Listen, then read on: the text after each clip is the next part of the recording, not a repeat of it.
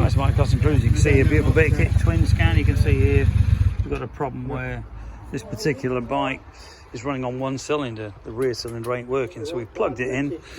It said shorted out rear sensor high, you know.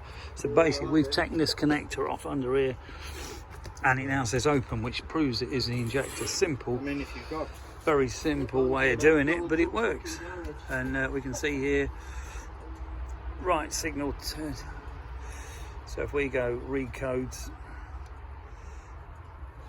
can you just turn him back on again? Yeah. Turning it on. Turn ignition on. Okay. Harley Davidson's told me he needs a brand new ECU, which is nothing new. They haven't got a clue what they're doing. So if we go read codes. Sometimes I wonder if we'll just tell you anything. Well, some people have spent 2 or 3 grand. You can see here it's all coming up with all the faults.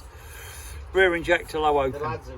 So that proves that it isn't the ECU, it is just the rear injector. So it just shows this Twinscan 4, very clever bit of kit. This is a Twinscan 4 that we sell as well. Just plugs in and does the business. Okay, so on this particular bike we just need a new rear injector, which hopefully we have got off the same year bike.